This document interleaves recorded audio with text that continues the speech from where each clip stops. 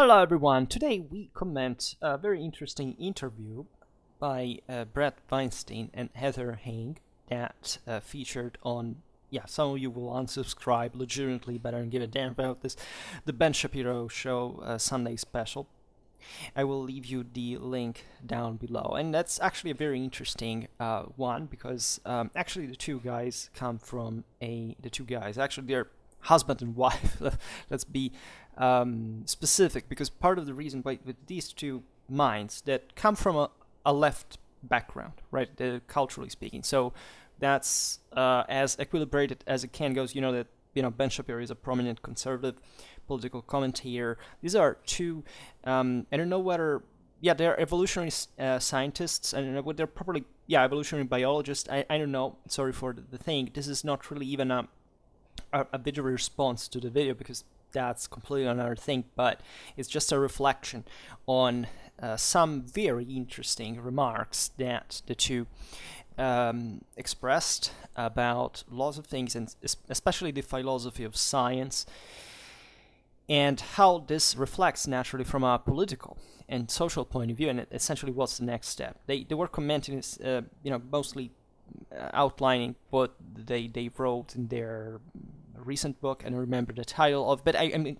leaving the link down below to the whole thing, because it's worth a listen, right? And for people who maybe are skeptical about, for example, the most say loudly shouted, also as it emerged in the conversation as a legitimate opinion, in fact, kind of anti-biological, anti-binary, scientific, evolutionary in the specific context of research. I don't even know how to call it, ideologies. In the video, they were calling it as a quasi-religion, at least a doctrinal aspect. There are lots of things in the video that, of course, I would have liked to correct, meaning that that's the same reason why I made the videos, but I made this specific commentary or response, whatever you want to call it, because I generally agreed with the broader line, right? It's just that it feels incomplete at the top. That is, what's the next step, right? Because a bit of background about what this is about. I knew Bret Weinstein from a controversy he had undergone in the past at some point for actually a very important issue that had to do with biological research for pharmaceutic production and all the, let's say, politics existing behind that. This has nothing to do with conspiracy theories about, the great pharmacy company being, the evil guys. It's bullshit, right? It's all, as long as, there is, a healthy, let's say, market in terms of, a balanced regulation, whether everything's fine with that. That's not the issue, but actually that's a problem that started from within the scientific community, right, from within the academy, that brought fundamentally to silencing Weinstein's opinion. I don't remember. I think that was a Joe Rogan. No, it was actually, no, sorry. It was Bret's brother that was interviewed, that has another podcast that talk about that. You can find this stuff online. Now, I'm just referencing all this stuff just randomly because it's stuff that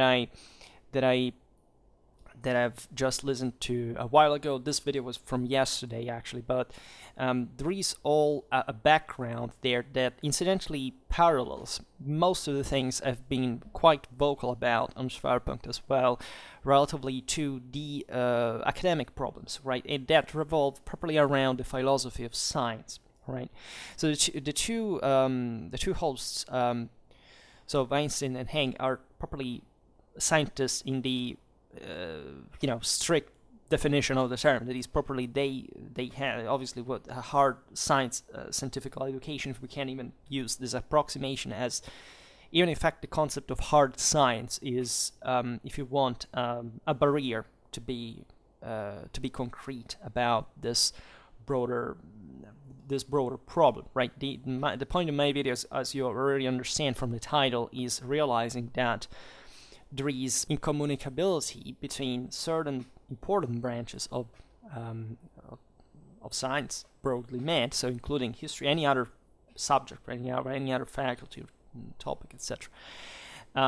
That reflect in part also the same problems that are being faced here, because the couple here was interviewed by Ben Shapiro in the broader what is the conservative criticism to the current, at least in the United States, but with important ramifications also in Europe at some level, and in the world, and in popular culture, and that's unfortunately through the internet. This is something, or fortunately, unfortunately, actually, because I'm actually very positive about the fact that things can travel that fast, right? But also there is a dormant, like kind of a an incapacity sometimes to understand the potential of these means for better and for worse, right? And the criticism that emerges in college campuses towards properly biology. You can't say traditional biology, thing like that, but just basically saying that the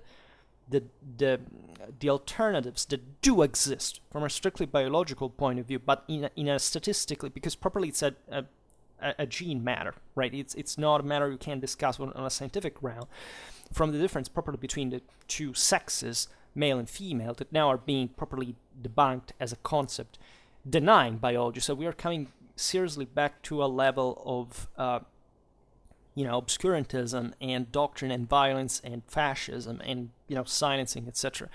Have nothing to do with that narrow minority, with properly the alteration of the two of the presence, of the major presence on a large scale of the two gender roles, and there is a lot of cultural disorientation relatively to this, because independently from the legitimate due that can be given to certain reflections of what's the role of genders and their change over time, in a cultural sense, in a political sense, in a social sense, there is a biological root that you cannot deny, as much as you cannot deny, in fact, that there are different genomic combinations properly that can, yes, produce something that is different from a male, from a female, but it's not just a fact of being overwhelmingly minority from a statistical point of view, and that's all the consideration. There are political are another thing, but that have literally nothing to do with the denial of male and female from a biological point of view. Well, so this is essentially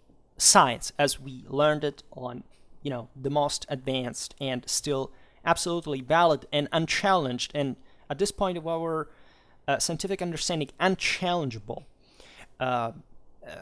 assumptions of our civilization, right? It's not a civilization in a cultural sense, it's a civilization in a scientific sense, and that's the trick, and that's why also history is so important in this regard, right? Well, so this couple taught, I don't remember in which university, I think it was in California, where that at this point a great deal of this new ideologies are being fundamentally nurtured and essentially spreading properly in a political, institutional sense, even so, against with great also constitutional problems and juridical problems, because there is an active discrimination that is based on fact on things like gender, or race, or whatever, that is in theory is meant fallaciously to actually pretend that that's in order to fix the problem. It's just pure cultural Marxism, but not even. It's properly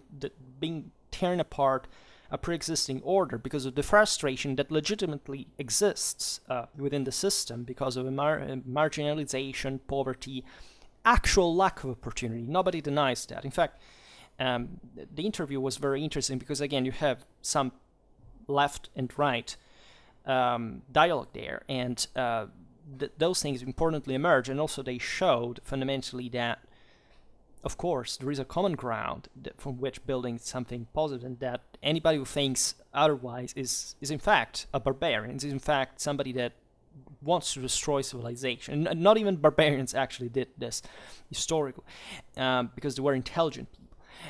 And here we're talking literally mostly about some fringe communities that rather are exploiting a moment of moral weakness, of moral, let's say, I don't even know how to say that, but acquiescence, like because of, the majority of people have objectively now good quality of life standards, and therefore they don't really make much struggle anymore. They can be, in this sense, hypnotized, especially when they're bombarded by the media, etc., with this idea that there is something intrinsically wrong and intrinsically evil about their own civilization, just because there are other people who suffer, right? And young kids today do not have the moral antibodies, the cultural antibodies, the educational antibodies to properly realize what this is, right? And it's just a very loud minority, even within the same left side of the aisle. Right, I believe most leftists do not actually even believe that stuff, right? Because if you take them away from the herd group, they are obviously, first of all, there is not anything like single thought, because everybody has ever had different thoughts from another person. Doesn't matter if we're talking about any religion, any ideology, etc.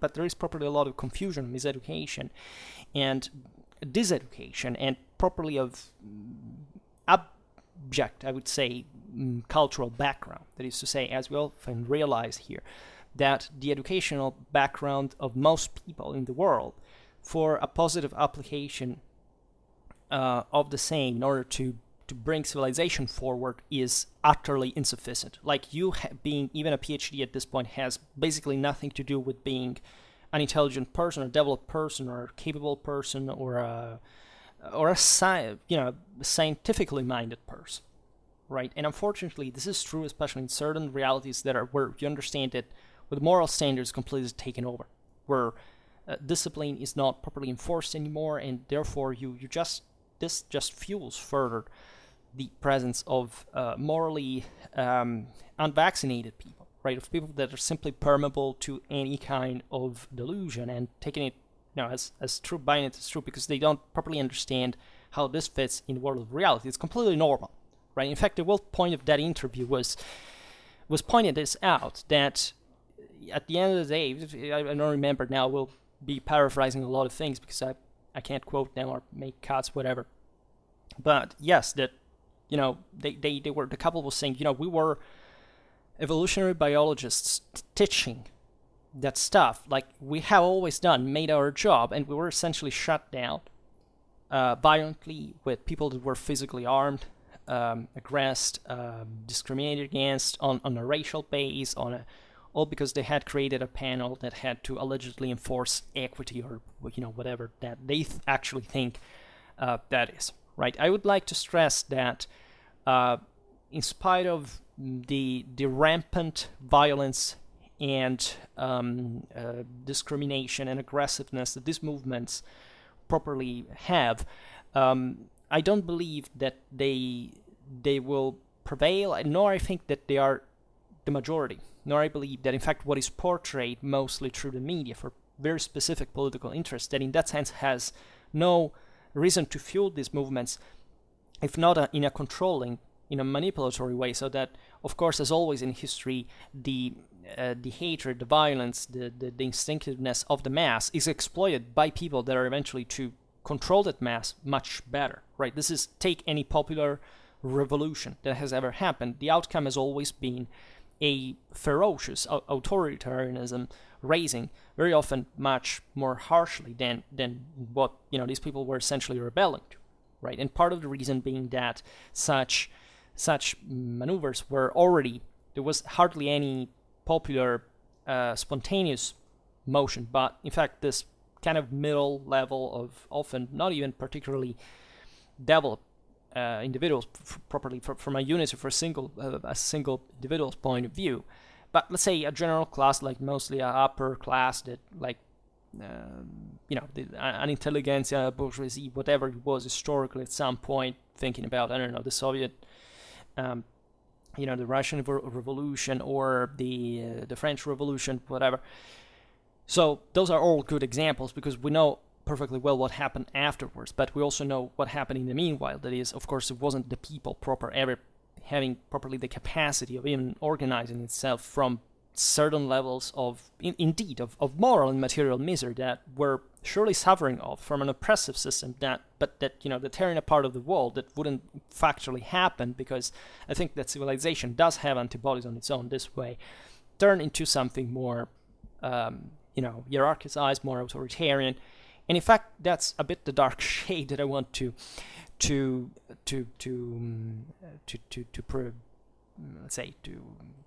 foresay, right, about what could happen in the near future, but not at the hands necessarily of these people, of these ideologies, but in a much broader sense by scale.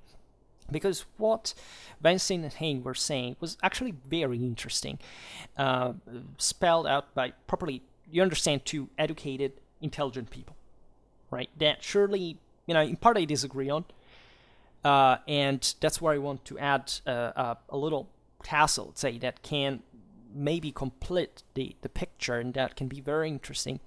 And it has to do with the crisis, naturally, of properly of the same scientific education and in fact academic quality. That is more or less the one that I, again, as I was saying before, we talk about on Schwerpunkt so often, right? And explicitly, as the couple said in the interview, the main problem is the one I say.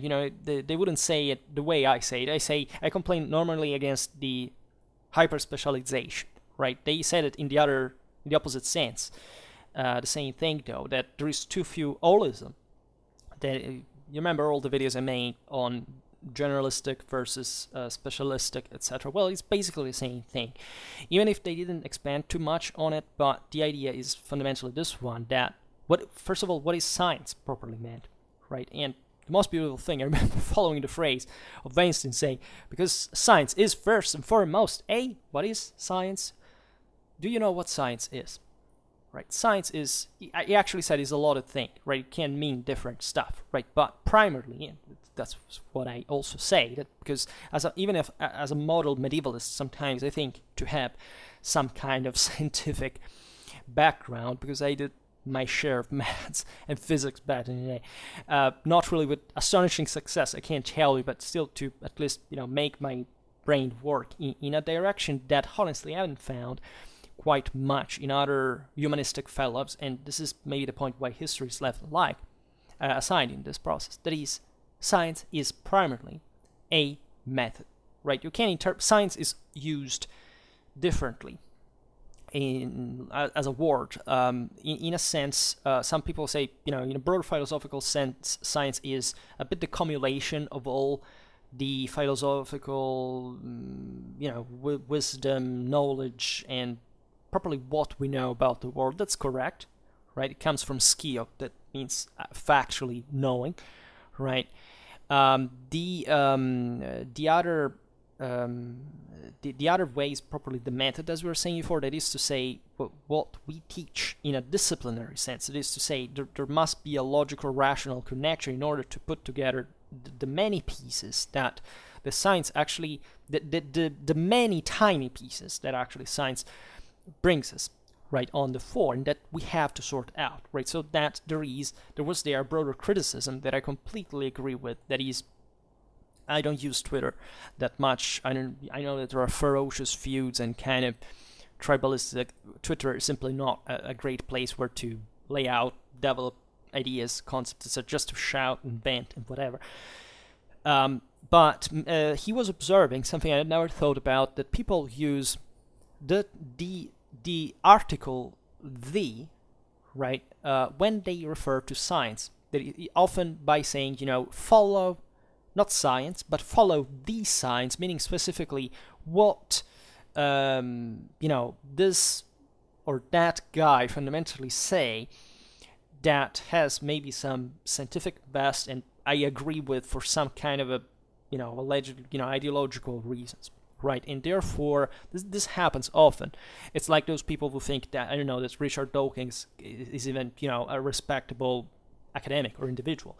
The same Weinstein had actually problems with the same, right? There are just a lot of ungrown children out there that do not see science as something that they have to move their ass for, and sweat and bleed and make an astonishing amount of lifetime work for, right? They believe that science is effectively, a set of fixed notions that the magic guy comes, pulls out from the magic hat, and that they can be fed with, and feeling as if they had a superior knowledge just because that's science, and let's say it's not history, or it's not economics, or it's not religion, as a matter of fact, or it's not any other kind of knowledge that we come,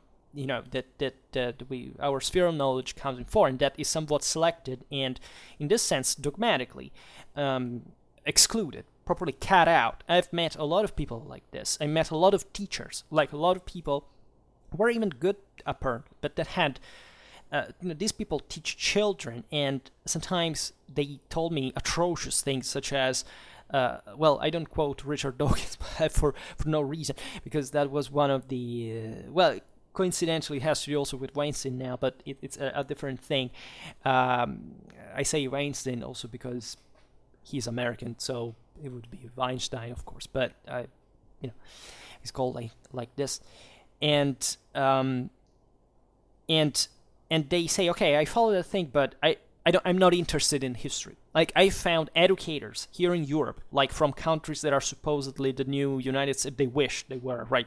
Maybe just in the delusions of those that literally in the United States need to think that their country is intrinsically evil because of their own problems, right? If you think something like that, it's because you have actually hardly any scientific understanding of reality, of history, especially. Not surprised that you can express such thoughts, right? And I have a huge respect for scientists, right? I have a huge respect for science, first and foremost. I have to be honest. I don't have any particular liking to any kind of professional, right? I am a historian, and I don't like historians normally. I can't, my family mostly doctors, and I love them, but I don't have a great idea of doctors.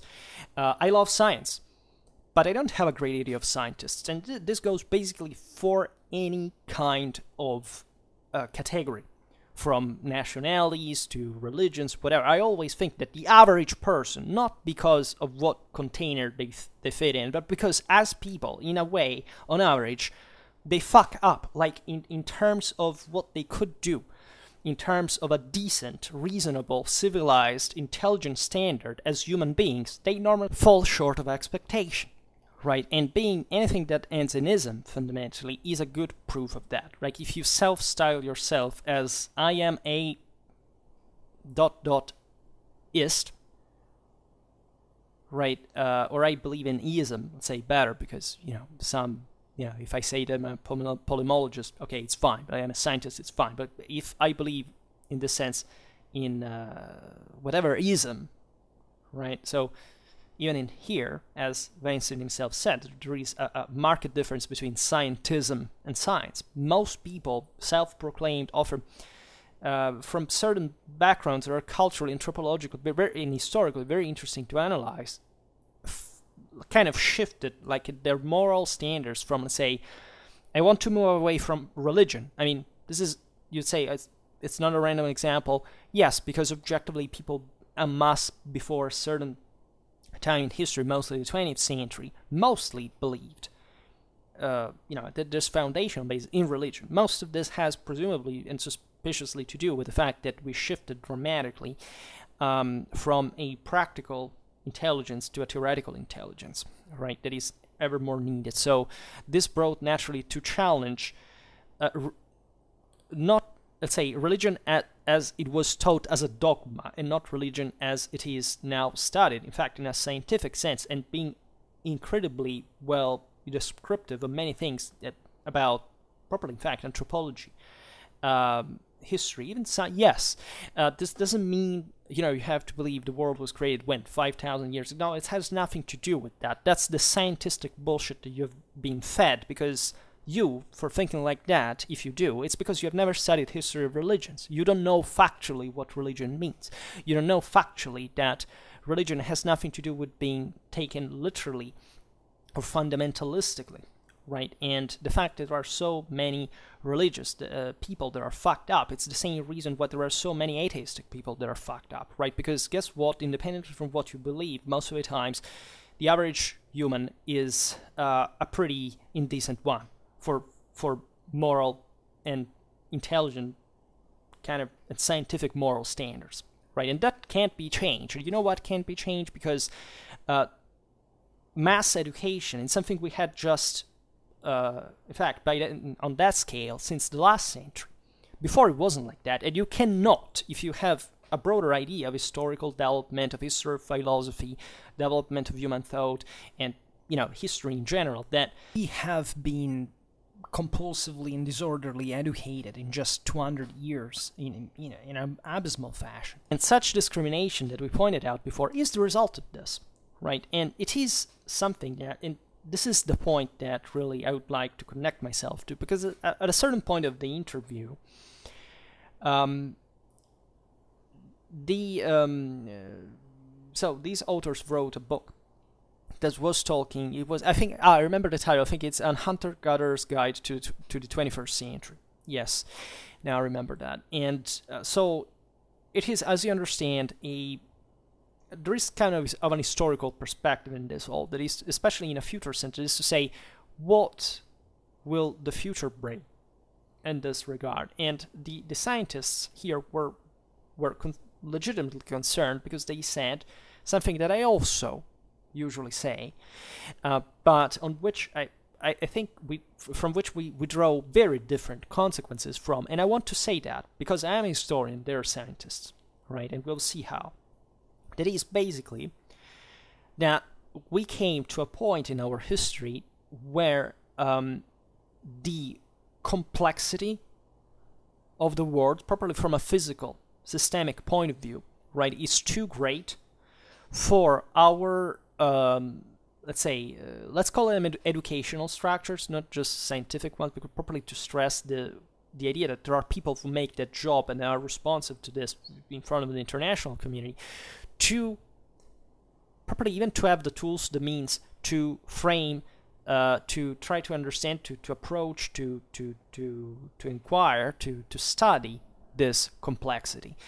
And naturally, the objective of a civilization is, in this sense, to use science, broadly meant, so not just, physicists or, mathematicians, etc. So for the hard sciences, but all what we know about the world. So bringing in everybody, in a sense, because, and this is a great debate, about the lack of interdisciplinarity. It's a real problem, right? I can talk to you at some point about this too.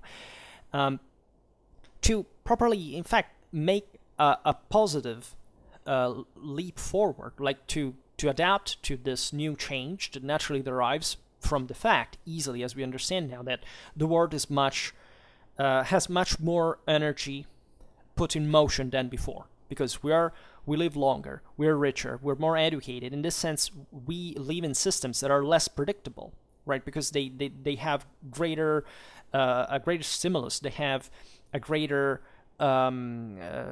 possibility properly of the different paths that are more evident and that the people can choose to take in an ever less predictable way. So yes, our science today fundamentally lacks the tools to not much to predict, because predicting is really too much. We know historically we don't do that, right? Even just as strategic analysts, we know that there is a very short term, in fact, in order to have a positive, to have some statistically, let's say, some meaningfully positive prediction about what we can think things will evolve like in a specific region, theater, etc.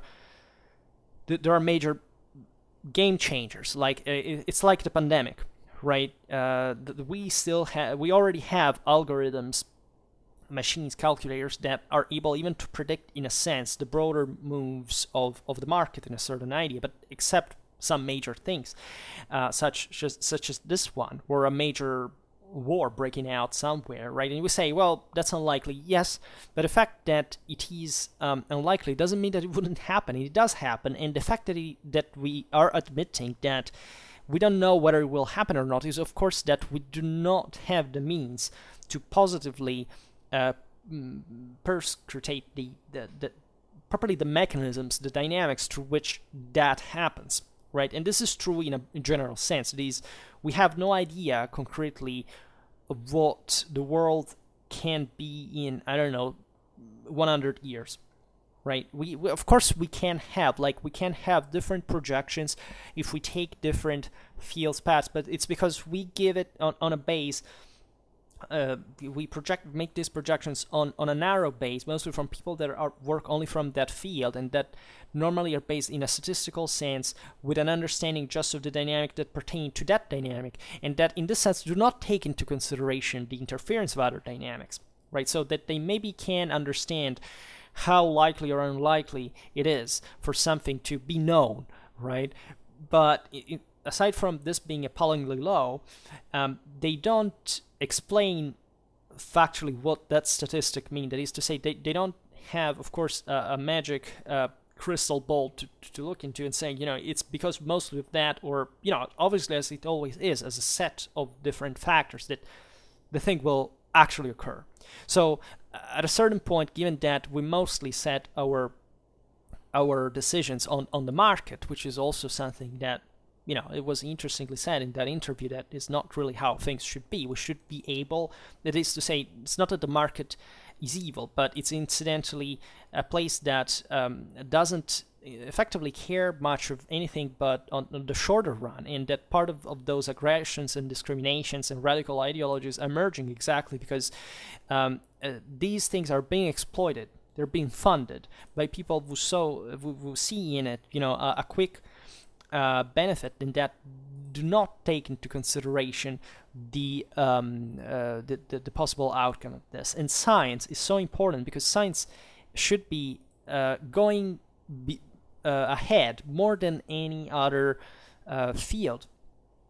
Let's say even if science has such a broad meaning, but let's say the top intelligence of our community is the one that, given the dramatic synthesis capability of our brain conferred to us properly by the necessities of evolution, can look more distant, and not just as a passive prediction, but properly saying, okay, what do we need to do? That is to say, we have to take the reins of this. We are the ones who have to make it happen. That is to say, if we spot that there is a dynamic that is going to turn, seriously bad for humanity, etc., we have to make a plan, to make a project. And it's very hard because, again, it's struggling against the unknown by a certain margin, but still having this scientific base that, as history itself and history of science and technology teaches us, is not, unfortunately, and we already know that very well, it's not a matter of opinion, it's not based, unfortunately, much on this kind of positive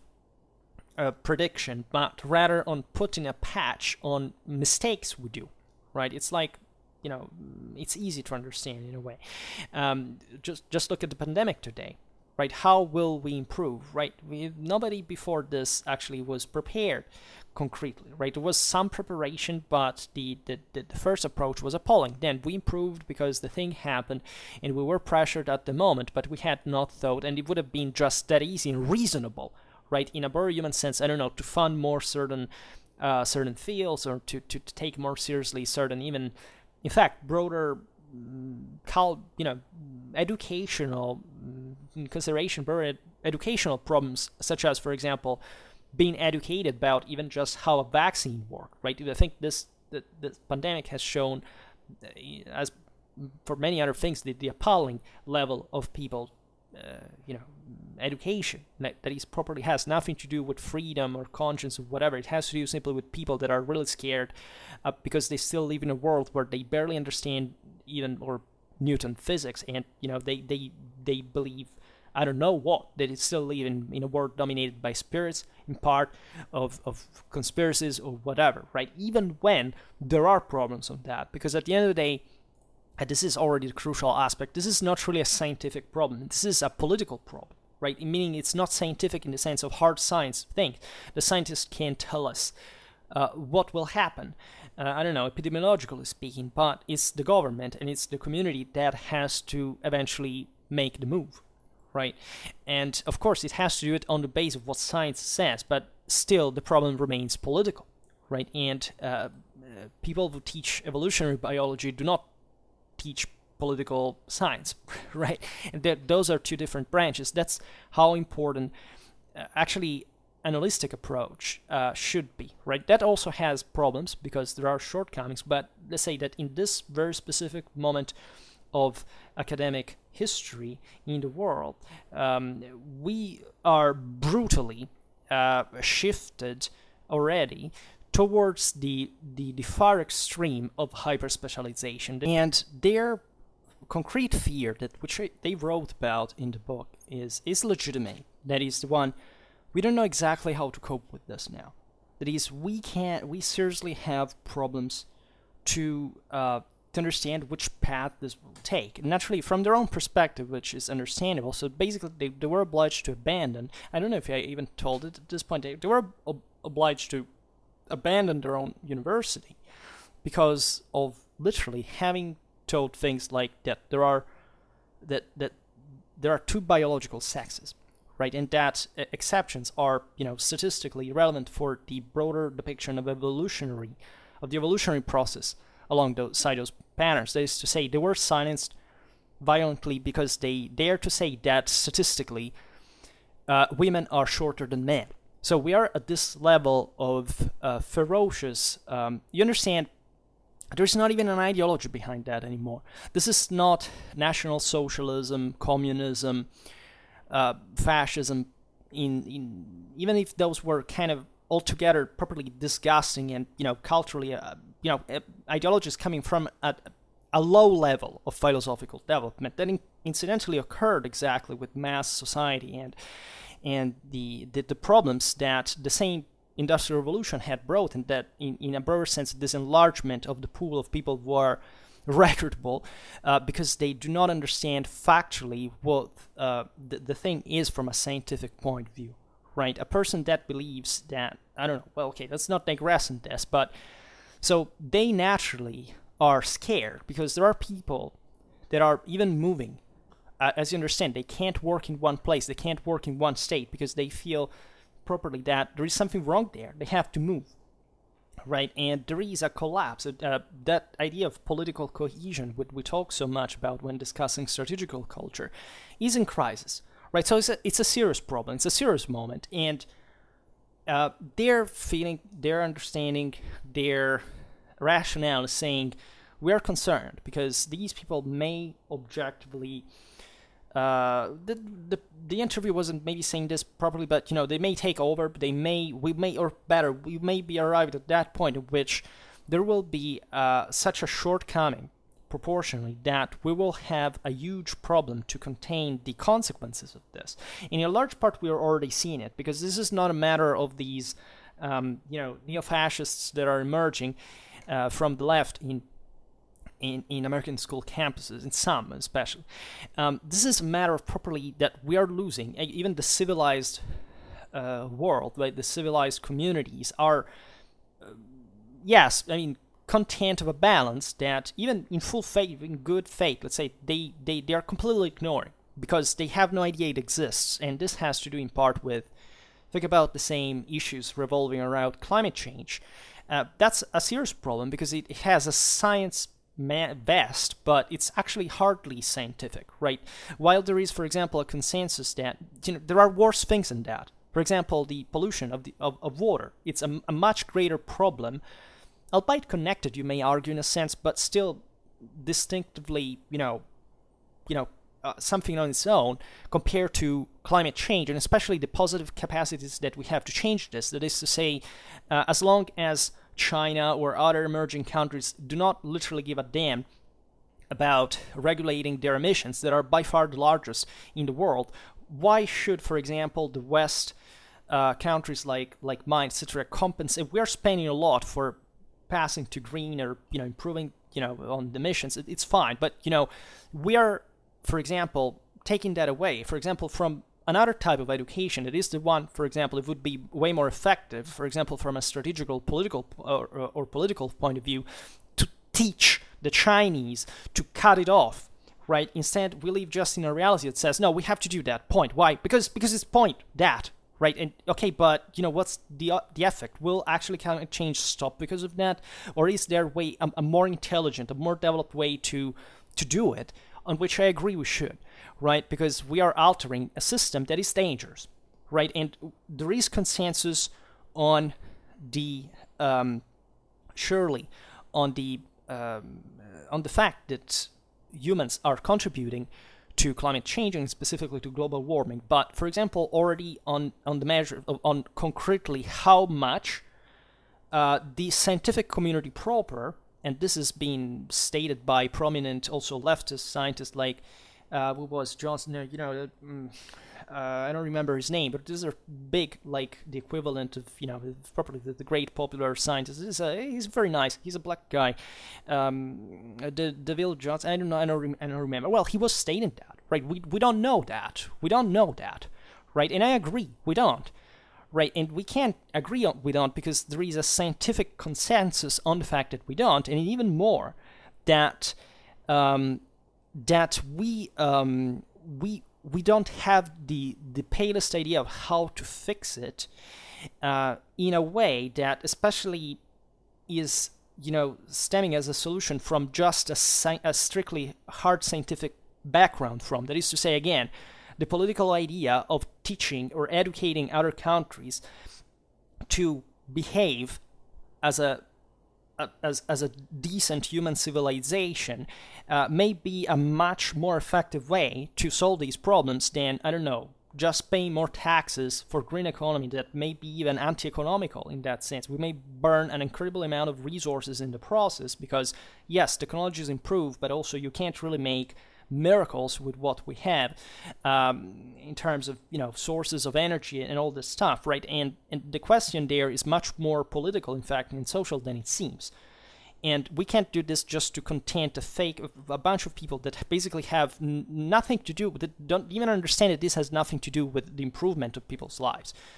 Because some fat, rich guys, leftists from, I don't know, from the most developed Western countries, plotting because, some minimal regulation has been done on green economy and do not give a fucking damn about the next, third world guy living in the worst of situations that will absolutely be not even remotely affected in his quality of life by any of these changes. And this we know factually, right? We know it politically, we know it socially, we know it economically, and we know it even scientifically, right? And that's why that's scientism and not science, right? So my point is, what is the answer to that?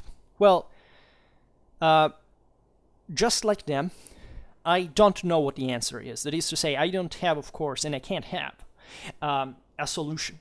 I don't have the competence, I don't have the broader view, etc. But the concept behind this is the following, that when we look at history, so because the point was being made in that sense,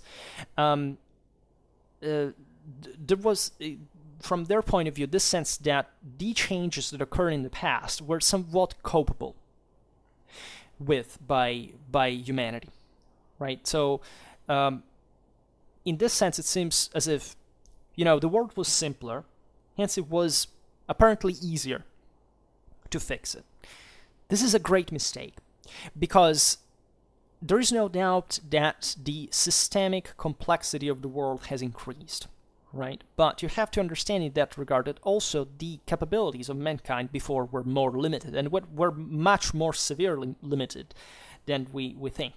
Right, we not necessarily are in a better situation. I agree. I think that, in fact, the gap has increased, right, and it's more dangerous than ever in a way. And this is paralleled also by other dynamics. That is to say, the world properly came in possession of certain technologies and capacities that wouldn't risk to wipe it out.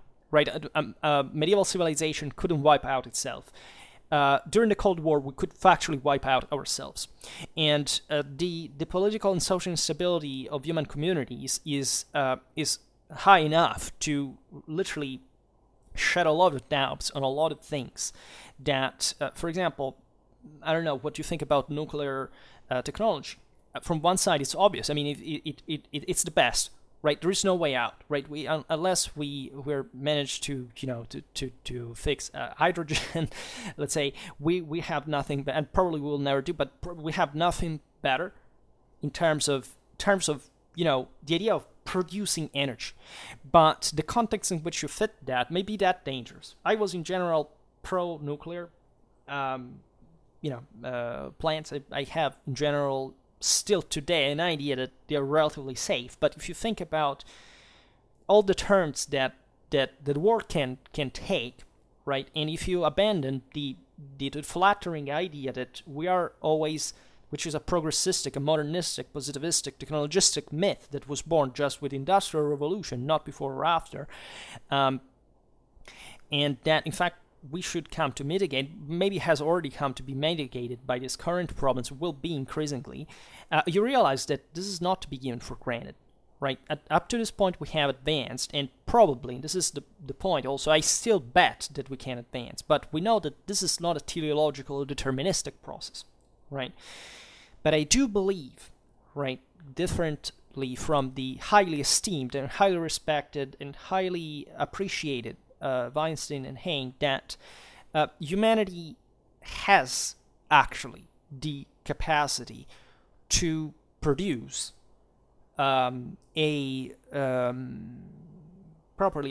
to the human civilization is capable of evolving, of developing in a way that will be functional to cope with this problem, right?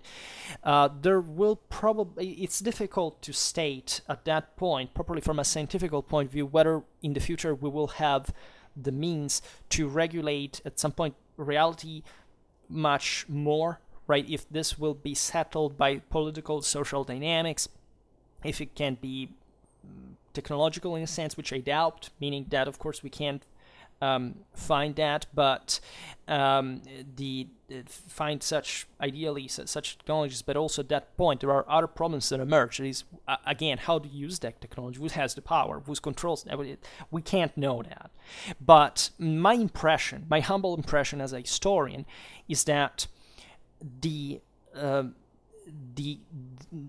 past mankind did undergo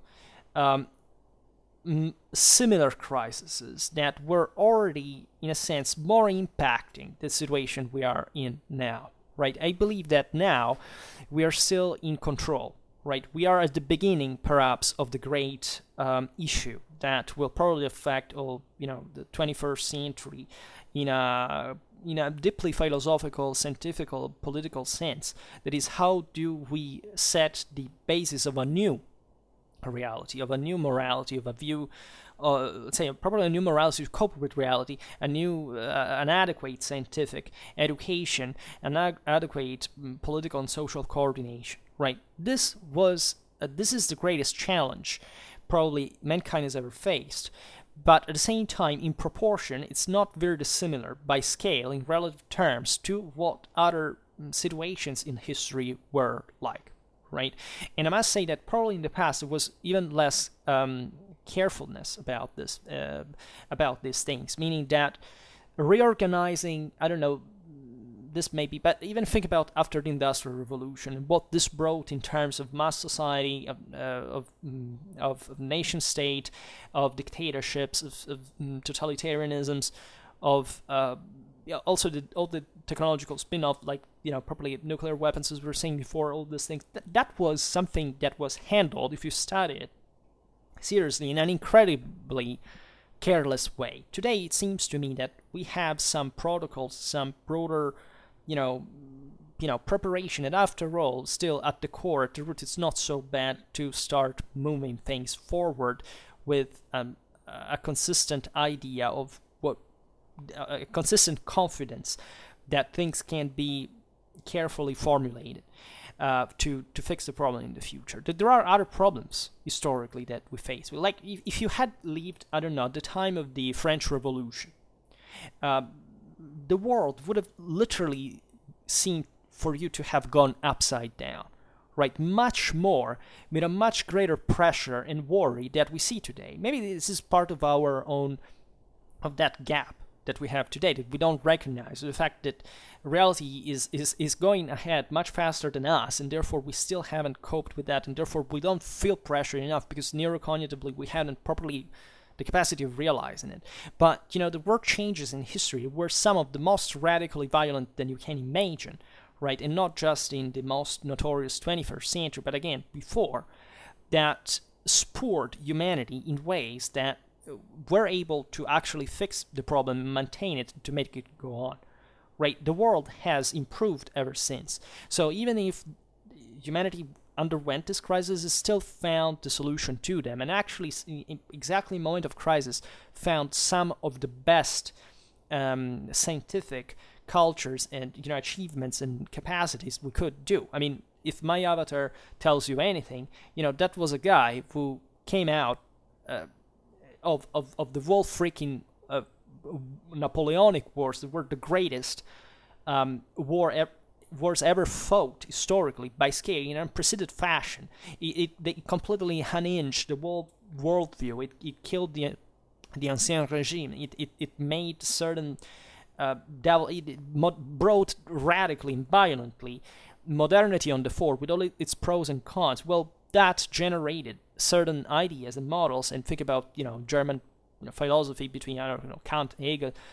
Just von Clausewitz is not really anecdotal in here, and or things that we should simply fall back on at some levels, to which this touches another topic I will comment in the end, that provides us with the moving, I think the loving, that was one reason why I study history, admiration and understanding and intelligence and teaching, right, and wisdom that shows you how there was at the time such an enormous pressure that people went pretty close to achieve that totalizing, universalistic, and actually positive standard of application of our knowledge at the time.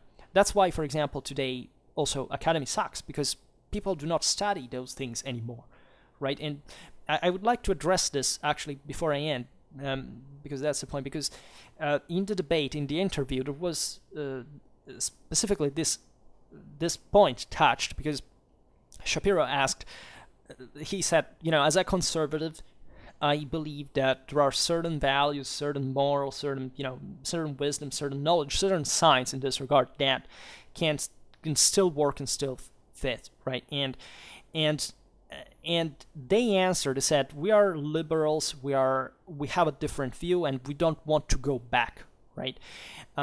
Which is, in my opinion, correct, meaning that it's not a matter of wanting to go back, it's properly that you can't go back, right? Conservatism should also acknowledge this. In part it does, because it's not just all that idea we should go back in time. This is a regressive idea that, frankly, I don't know realistically, even just for living in the world, any real conservative thinking in concretely. Like, there may be some mentally disturbed people who shout these things out because not differently from those leftists that are going crazy now. We all know there are people with these problems, but factually, I think we are all going, like, as conservatives and liberals, toward the same direction. That is fixing new problems as they come, because also evolutionarily speaking, we know that humans are designed to do that. That humans are actually attracted to chaos because they want to make order of it. It's our first neurocognitive purpose, and so learning it's done in such a variety of ways, as also Weinstein was recalling, that we know that humans have that pervasive capacity to understand the world, right? Also, you see, science understands it, but also religion had understood it. The idea of creation, for example, the fact that humanity is seen anthropologically in the Bible as being entrusted creation as a whole. So it properly reflects that what we know, evolutionaristically speaking, about what the human attitude towards the reality where it lives actually is about, right? That's why you can't really erase part of this. The way Shapiro and Weinstein and Haig actually settle in this is that it's peaceful. It's something you can share. The idea of essentially, okay, let's keep what works if we can make it work satisfactorily, and let's try to find in the meanwhile other things. I believe here there is a misunderstanding, however, of what there is a bit of positivism, if you want, or scientism, paradoxically, in this position too, because I personally believe that it's not really much, like, you shouldn't see science as a set of tools, right? Science, as we've seen, is a method. But exactly, it's very difficult in this broader totalizing interpretation of physical reality and human politics and society to approach the thing such as, just we have a set of tools. That sounds as if, because those tools are just pre-created in a sense. I'm sure both Weinstein and Hain agree on this, that the fact is that the instrument must be refined over time, must be changed over time. It is just an approximation of the term in this regard. But there is also, it may be an illusion to pretend that how we humanly coped with crisis and this kind of changes and science and existence, etc., was ever something that we should conceive with this sort of stages of development or let's say fixed parameters or capacities or formulas or other interpretations. In a way, it's always the same old problem, right? We can't really think that who was writing the Bible, for example, was just a guy there reasoning with tools that fundamentally we can't accept anymore. This is a very widespread idea. It's the concept that fundamentally there was a primitiveness in the past that we can't really understand or know much for. The thing to me is very different, properly from a scientific point of view, meaning that the world was way more pressured and way more challenged than that it was today. And that when we look at history, we look at these this broader, look at existence, at the universe, at the role of mankind, etc. That was a constant work, right? It wasn't as, theophobic that becomes, sadly, unfortunately, many scientific people that deliberately decide to ignore sometimes, not just, any other thing, not religion, but properly any other thing, including history, including properly anthropology, sociology. Like I was saying before, I've often met with alleged teachers that wouldn't explain. They say history was worthless, was useless. The children shouldn't be learning, but they allegedly read quantum physics books, right? And then you asked what kind of stuff was there, and maybe they literally answered you Richard Dawkins,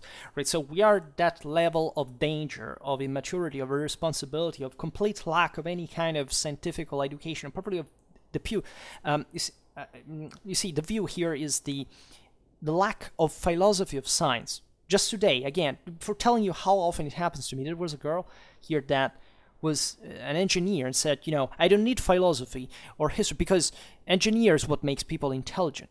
We are arrived at that level where people feel entitled of their own moral, let's say, essentially deficiency of incapacity or properly lack of any kind to paranoidly shut themselves down and never to have the courage to look out of that. And the reason of that is, of course, that these people come from disastered society. It can't be post-socialism. It can't be poverty broadly meant, moral and material misery, and just the idea that if you have a sheet of paper, or if you have a certain amount of subscribers or likes on your phone, you feel better about it. You try to alienate yourself from the fact that maybe you it's not about this person specifically. Think about others that had similar, that maybe they're actual failures, that surely have problems, that they speak out loud about them all the time, that you understand that they can't distinguish as adult people with voting rights the difference between something so banal, saying in order to be an intelligent person you should know a bit of everything. There is any of that, and there is no, of course, lack, without this compared capacity to study different subjects and properly compare them. Of course there is no scientific method, of course there is no science as we mean it. Right. So why, according to you, in the whole history of mankind up to the Industrial Revolution and basically the mid-century, there was, say, a broader universal, and actually the peak at that point, given the pressure of that scientific culture, and basically from the second half of the 19th century, I think completely went down. Philosophy basically died. It's just an emotionalistic shutout, and it has completely abandoned any kind of of effort to work on the basis of the same hard sciences, on trying to apply them to politics and society. This derives, I presume, all I hear about these problems in U.S. College campuses is properly about the rising of cultural Marxism. So, of course, these people have not the palest understanding of what even Marxism or communism is. Also, because if you don't speak Russian or German, you basically can't be a communist by definition. But that's already something. In fact, you can't say to people without getting rejection, because again, those people feel special because of it, because they are obviously frustrated of their own ignorance. They are obviously feeling the pride. So they embrace, without any intellectual tool, this fascistic, populistic, violent, uneducated, grossly immoral, and uncultivated background and put a label on it and think that that makes them special people. We have to acknowledge this fact that most people are not special, right? Humanity in its potential is special, but what most people grown into, because of their own fault, that can be surely brought down by the system that is difficult, is oppressive. We should work together in this balance. In fact, the interview talk about that, but fundamentally are not, and we can't hide this, because again, if these people must have a space in the future, this must absolutely be provided them with certain standards that are civilizationally valid. Otherwise, these masses can remain a burden at best, that the whole society pays for, and in the worst of scenarios they cannot. But I don't think it's going to happen, because again, I have faith, as we will see now, the fixing of the problem take over, but it's impossible.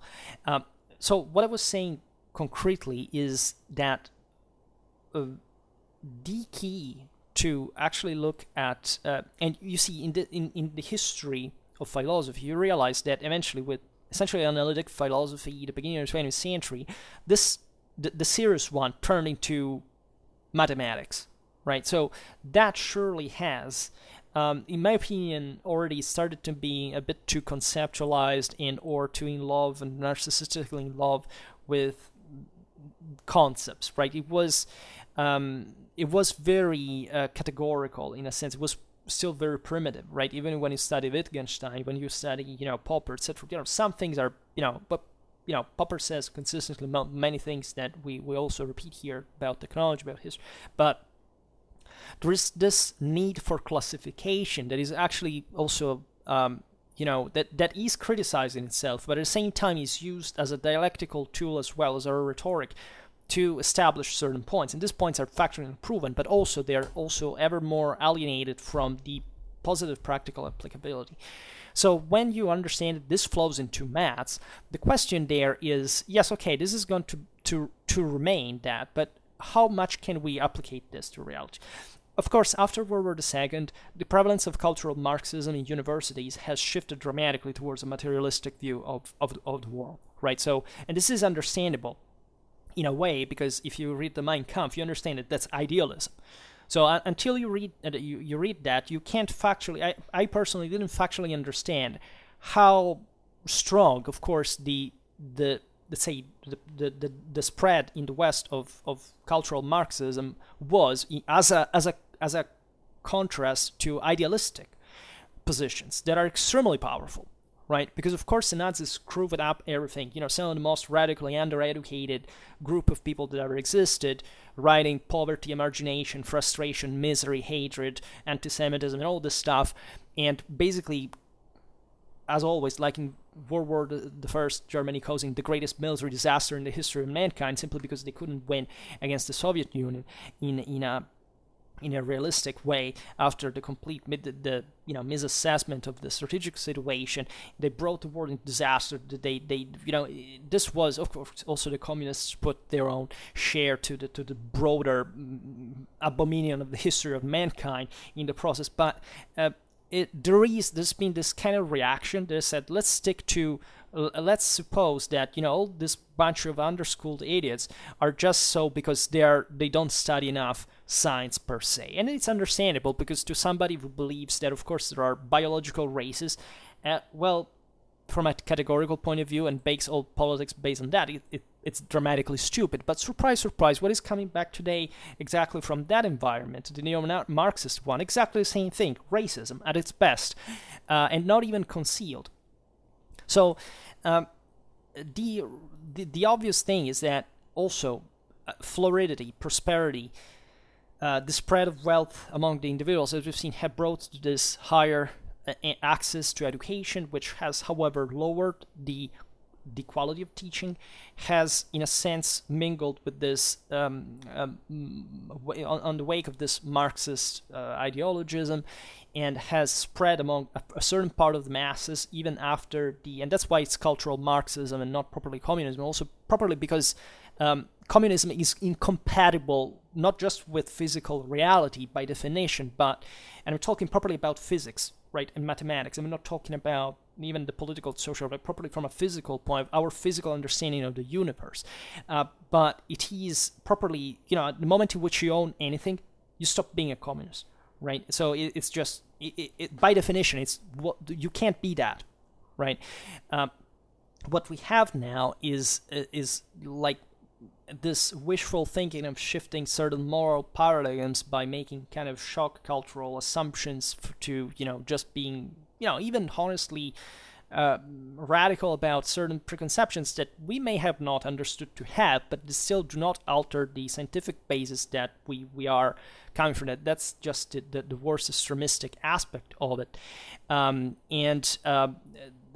reality being different, because as we were saying before, also this, Weinstein and Haig came from the left as mostly, a great part of that environment, and they are intelligent, sensible people, right? And there is kind of nothing wrong, right? I also met in my, I'm not a leftist, but I've met with leftists. Some of my great tutor in my view, she's a leftist, and I understand that. I understand her fault because, coming to know her, she doesn't have, you understand, she came from that reality. She came from 1968. She came from a certain mindset, a certain prejudice, a certain lack of properly of learning on certain realities. And that's a problem, right? Stopping to a certain limit, a certain barrier, a certain range of topics that are somewhat, what for some pre-established arbitrary prejudicial reasons, what you think, and that's actually a sign of lack of scientific culture consistently. Because again, and why did this happen? Again, because of hyper-specialization. Because, of course, if you say to people that you can be a professor, so normally, kind of a respected individual in our society as an intelligent, educated person that is meant to provide that kind of scientific education to people, there is just this establishment. You say how, we can equally, share some, we keep qualitative standards very high, but at the same time, we can't expand too much on broader views because that's, maybe seen as the dynamics which this happen are less obvious than they seem. But let's say it's always a way to perfect the idea of someone else. At least I perceived it like that, because before there was a bias that the professor was somewhat an authority in itself, right? Because before the elite was really much more educated than today, so they were some theories, some works of theirs were really important starting points. Also, some of the only ones that existed at the time, because certain scientific standards, I was saying before, is just by the 20th century, in application of reality, came to be enucleated, right? One thing is the method, one thing is the research, and what it produces concretely, right? So for the method, you really have to go back at the late 18th to the first 19th century. Certain, especially specific cultural realities that are very, very much ignored today. Even in these worlds, right? Middle-European culture, as we were saying before, we all owe an enormous amount of stuff to it, but it's often misunderstood and properly culturally alien to a lot of realities.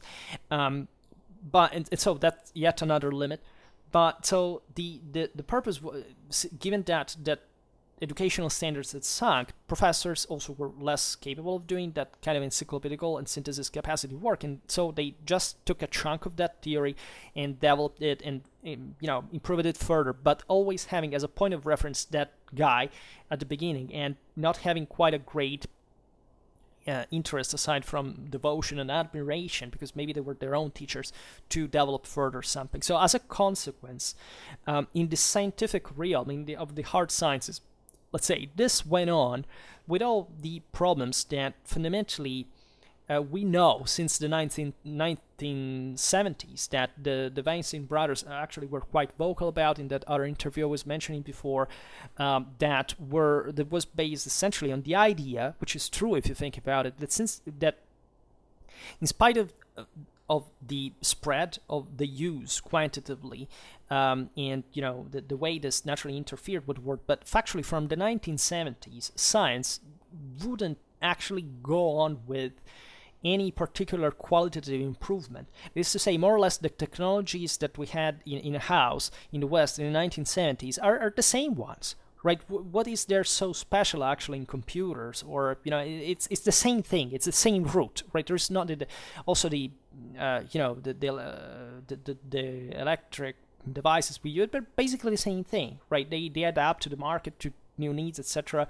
They're more sophisticated in some ways, but there is not really to the core an improvement, a broader, let's say, vision, outlook on society, on politics, on what properly science should produce, aside from what the market was just requiring, and therefore adapting in a sense to even the political and economical interests that stand behind the academy, which is another unfortunate chapter of this, especially in these realms, right? Because having a free education is also a very delicate topic, because there is always the idea of who should pay for it, how should it be done. Conservatism, even in this regard, has sunk in the same way, right? Being a conservative before what was being about being true elite, having a true comprehensive education, both scientific and humanistic. Now, ultra-conservatives are mostly people who say that studying history has nothing is useless. You should just study economics or scientific subjects, and they're grossly ignorant as a consequence in that field. But also because, yes, of course, humanistic faculties turn into kind of a hub of Marxism,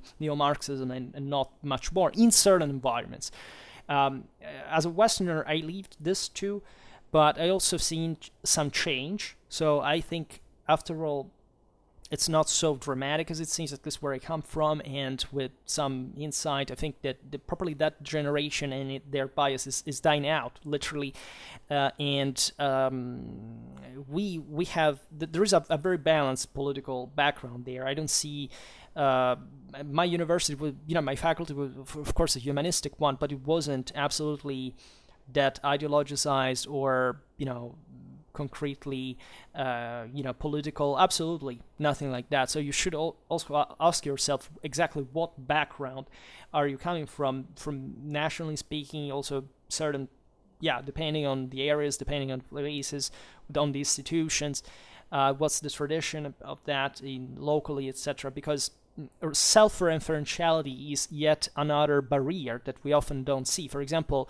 I don't see much of a true dialogue between American and European cultures at this point, and I think it's bad, right? I think it's even here part of a broader dynamic that is, normally happens in terms of crisis, but this entrenchment within one own, world, and the alienation from it is actually the death of challenge, of development of critical skill, and it's essentially what these fanatics are going about. It's about having safe zones, places where you can't be factually challenged, because those are hubs for ideological indoctrination of mentally weak people, and that's dangerous, because that's exactly what totalitarianism was based on, in a different manner. But humans are the same, right? So you may never know what can come from it. We are already paying and will keep paying for these people in the future, and that's a serious problem, because I frankly don't want to pay for people's mistakes. But I also live in a real world, and I know that they have to do it in a way or another. That's why you should challenge people. You shouldn't let them live it within their own delusions, whatever. But getting to the point, I believe that science in this hyper-specialization lacked, because you see this, even the fact that in that episode, Ben Shapiro invited people that are kind of from the science guy. These are the science guys, right? That's also a scientistic bias in a sense, because I believe that the confidence that we have in terms of science there, especially in the United States. It's an important part. I mean, the United States were brought on the fore a dramatic scientific culture in the world, right? In properly by the scale of their accomplishments, what was consistently the quality of their education, of their opportunities, and so on, with all the flaws, right, and the problems. In fact, from the 1970s, most of this problem was born. You can argue it's born in the United States. I think that there are, in fact, that this would be interesting to analyze, right? And the reason being that, of course, there was a bit more of positivistic bias, right? There was a bit more of maybe initially a bit of an holistic bias or journalistic bias from the other side, because that as a large country, they had also this dramatic role in the Cold War. They had to control large numbers of people. They started making, they invented, modern socioeconomical studies in the statistics, in the properly in the idea that they could somewhat frame and interpret that the dynamics, that read them and expose them of their own society and so and their own community and so on. So the idea that science in that sense was the promise, right? That was the great solver is part of the bias why so many people fell into scientism in a certain sense. Also, this was coupled, if you realize in the strong currents that are moving, that were moving even at the time, think about 1968, those were rough times, right? Worse than today, right? And there were many more problems, needless to say.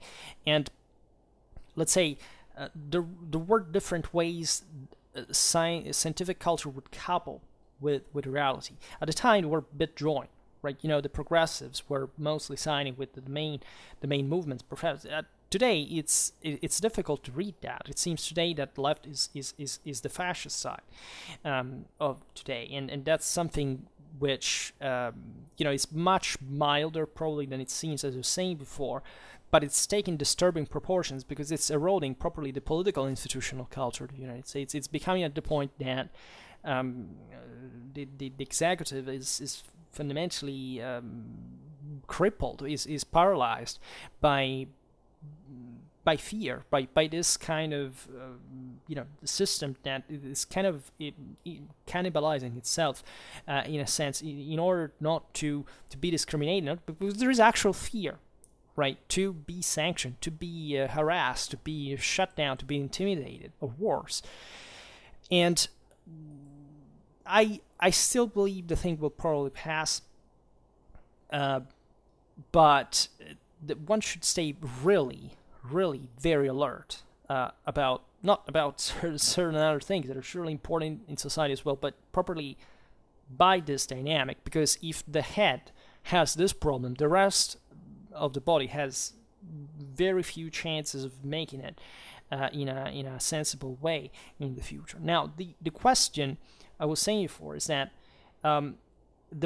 should scientists really answer the question? That is, because the point of the interview, in a sense, or at least an aspect of it, is as if science should be. I think they said it, or at least Shapiro said it at one point. Should be the ones that are in charge effectively of these problems. That only science can answer the question. Well, that's a bit where the bias lays, meaning that, as the same Weinstein said before, science is not just about science is a method, right? So, and he even said that at some point. It's not even about being a scientist or a PhD or whatever. It's simply being able to apply that method correctly, right? And this applies to the whole knowledge, right? And when we are asking ourselves what will be, how we have to cope, etc., there is this kind of a laboratory bias that exists, scientifically speaking, that is part of the reason why this whole crisis of scientific education kind of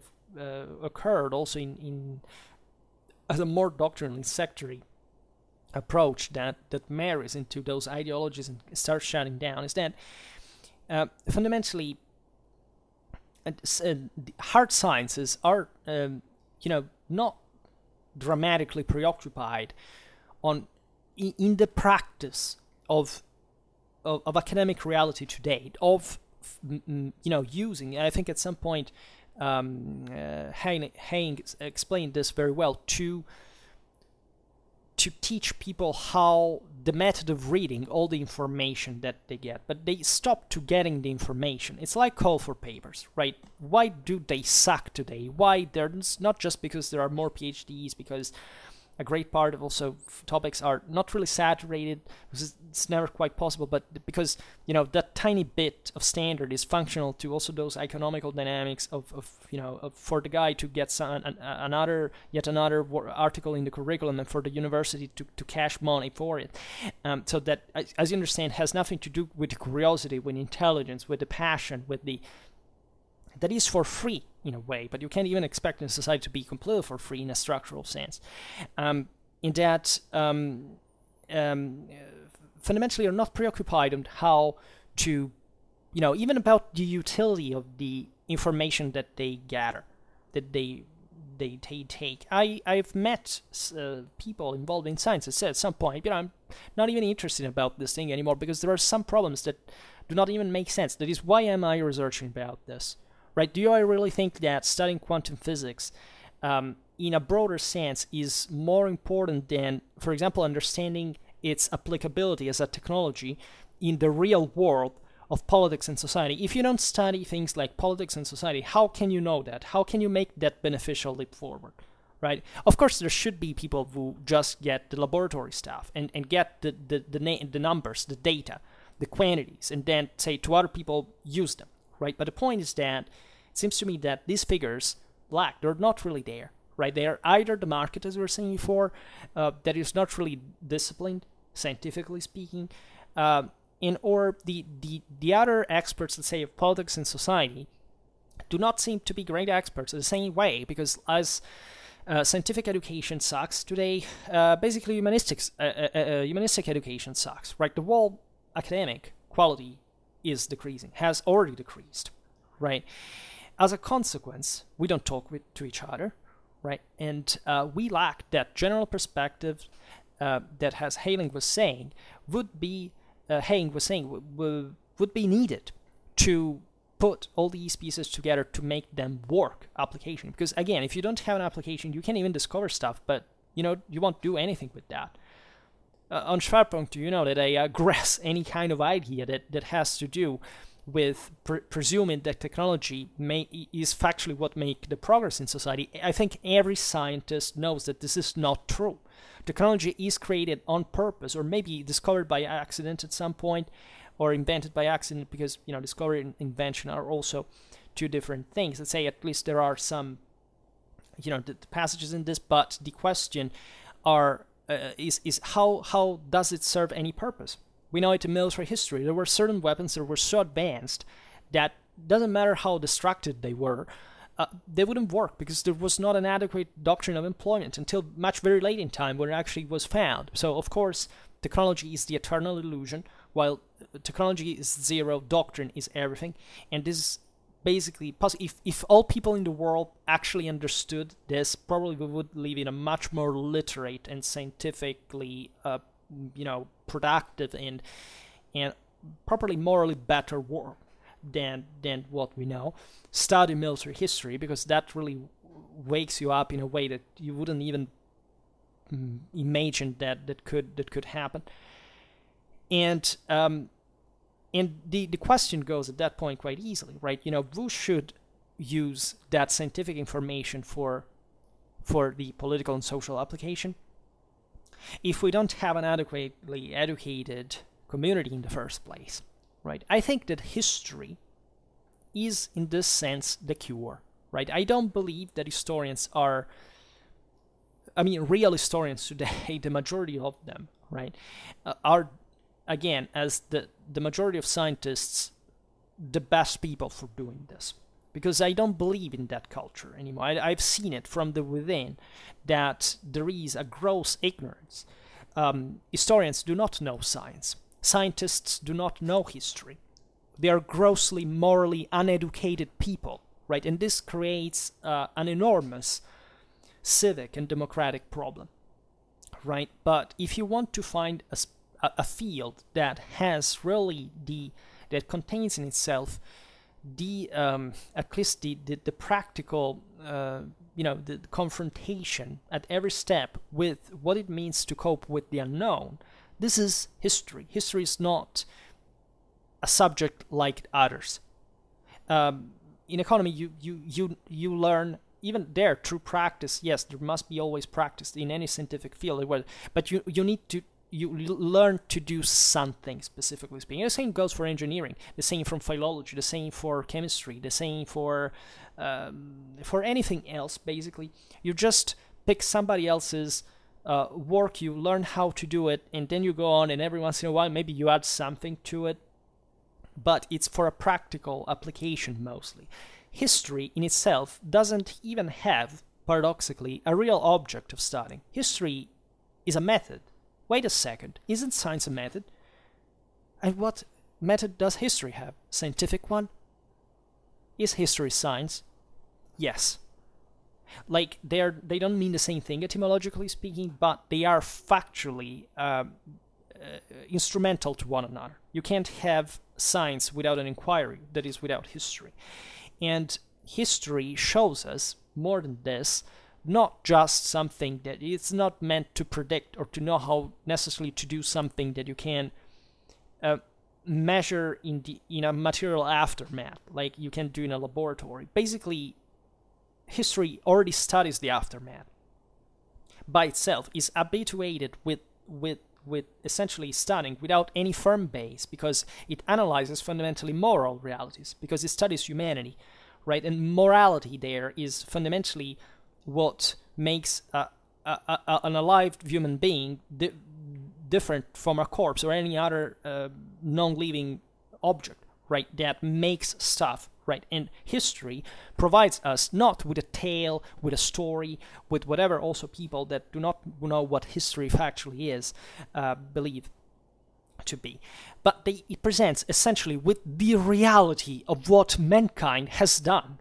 That is to say, what you should be searching if you want to answer the question, what do we do next, is factually to study history, because history doesn't solve your problems, doesn't show you what will happen necessarily, but it shows you the dynamics that the real world, that is to say, not a mechanism in a laboratory, does, but what real humans do. That is, because what do we do science for if not putting at the service of humanity? If you don't know what humanity is about, factually, how it works, politically, socially, you can't have an idea of what humanity needs either. And that's the reason why, in fact, today, the quality of education is appalling, because of course it ignores history. It ignores properly the broader evolutionary process that brought human societies to be the ones they are, right? That is not just studying cells, genomes, or, but it's properly looking at, not the instrument, but how this thing works, right? It's as if you had to describe to a person how a car is made by, and you go in the hyper detail, and you don't even show factually how people use cars as they do. That is, what is the purpose of this all if you don't attach yourself to the hardcore reality that we live in, and that is very difficult to inquire scientifically. There's no doubt of it, but that we can't fundamentally discover together through just studying it.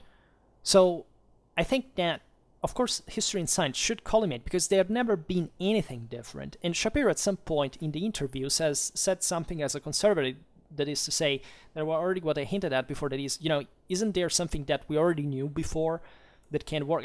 Shapiro normally in his interviews doesn't digress on what he thinks, unless it's provocatory, or it fits the the purpose, because he lets other people talk. But he obviously meant, knowing his background, that of course there are certain universal values, right, and that are human, right, that are universal, right? And it's interesting because the same eventually the debate didn't shift on that, because they eventually Hailing shifted on the sense, no, we can't go back, because I guess she focused on the aspect of, conservatives as something properly that has to conserve, to preserve something that existed before, and therefore to hamper change in a sense. So the topic took another direction, but knowing what Shapiro had in mind, I think it was specifically referring to the fact is that how they began the interview, that was incidentally, there are certain hardcore biological realities that live in the scientific world we can't, that you can't deny in front of, evolutionary biology. And that was the point at which they agreed. So the question there was, why don't we go back to the realization that most of what we have coped with as human civilization in order to solve our problems is not laboratory issues, right? Those were important. They put things together, but again, they were until there weren't people who knew how to put them together, there would be nothing. Because again, if nobody can interpret them effectively, or nobody can apply them effectively, they can be, yes, produced, but what practical purpose will they have? So the idea is the world has always coped with the problem of positive application, and has always struggled with it, and it has always, in the sense, succeeded in a broader perspective, because generally speaking, we improved. Our societies, even when things went badly, our communities went on trying to fix the problem. And when you look at history, even from, that we pass from an era to another, often in our videos we comment on sometimes also long, centuries long realities that are also underdocumented, but we seem to we look at patterns that happen there, and these patterns are suspiciously too intelligent to be something merely random, right? We understand they're influenced by an enormity of factors that surely might have go differently, but behind that, underneath it, you always see that what is pushing them is human understanding, is human capacity, is what is going on. And I personally don't think, looking at the broader development of civilization, that there is that shortcoming that is awaited now because of the incredible divarication, the gap between the understanding of reality and the mass of the people and the power that they have. In this sense, it is at the point of being unfixable, that we reached a soil. I think a scientist shouldn't reason like that, because it sounds like a defeatistic attitude. I think it's as if you had lost the initiative. It's as if you said, no, science itself failed. How can science fail? Science is what can fix, theoretically, every problem, and the sap of that, the fuel for doing that, is human moral resources, is how much humans want to solve that problem, right? So I don't deny, as I was saying before, that we will probably pay an enormous price in the next generations for the shortcomings of our civilization currently. But there will, I'm fairly sure, like I can't be honestly, fully, but having seen the pattern, how it's happened, I don't think, I know that it's a delicate matter. I know that I can't profitably be debated in this, but I do believe that our societies have the moral force to, at that point, make a push forward, take the reins of the situation, and try to reorganize them in a better way. And I think, in this regard, that we're actually in a moment of great contraction from some points of view that are normally in history mostly settling certain dynamics rather than actually destroying them, right? Even this reaction from the below in times of crisis is normal, right? It happened countless times that things start going badly, especially after a moment of great growth, like the one of the second half of the 20th century, first 20th century. An incredible amount of people got richer, but now the thing is slowed down, and the situation is settling or stratifying, and naturally who is at the bottom of it is struggling, is coming out with radical ideologies, is complaining. Probably we will have this also for a long time. It will probably never be over. There will be some form of radicalization. On the other hand, I believe that this settlement will bring also to the rise of more authoritarian forces, that is to say, probably more kind of feudal reality. We already live in many ways in a feudal reality. There are lots of peoples that live that maintain themselves, that make a living, because just otherwise they would be on the street, and there are great powers that I'm as a capitalist have really no problem with it, but I understand that also market is necessarily regulated. Like communism, full communism is completely unattainable, as much as full capitalism is completely unattainable. That is, any society, any community in the world was regulated in a certain way. So that's not really the discriminant. The point is that there are, of course, people profiting from other people's misery, right? And from one side we say, yeah, that's even fine, but it may be not that fine. That is, one thing is exploiting their misery to, let's say, to educate them, to enrich yourself, for example, by educating them, right? That may be good, but because at least you spread some ideas that can be useful. Another thing is actually to increase their misery further by selling them stuff that factually they're in fact dumb enough to buy, and that do not actually add to their own quality of life at all, because quality of life is mostly a matter of moral forces, rather, as you were saying before. That is to say, yes, I don't deny the value of matter, it's always idea and matter to work, right? But fundamentally, if you see here a great opulence and a great depression at the same time, from a moral point of view, you realize that where people have failed for some reason here is probably about moral. And whatever you want to accept, right? It is about having lost the initiative. You cannot lose the initiative. Losing the initiative is somewhat instinctive. It's what even brings to the suspension of the act of war in the Clausewitz in theory, because you can't always be fine. There is an attrition. There's a friction with reality. There is a moment in which all this effort is tiring. But at the same time, here we have lost properly even the morale, let's say, better at this point, because that's exactly what it is now, to say, okay, we should do something about it. There is no will to do something about it. There is no will. It's the same reason why conservatives lay there, why all these fanatics are, making the mess that they do, which is completely unnecessary, and that would take just a tiny bit more of effort to reply in a civilizational fashion, that is, with logics and rationality, right? But this even at least too much to ask to an average of people that from both sides, conservatives and liberals, is appallingly weak, because it's not educated enough, because it's not scientific enough in mindset, and that cannot understand what is factually going on, because again, that's the gap that is increasing. That's properly the fact that we thought we saw the idea that getting a degree or making some money is by itself what makes a successful life. It's not really the case, because it's not measured. It doesn't measure the quality of that education.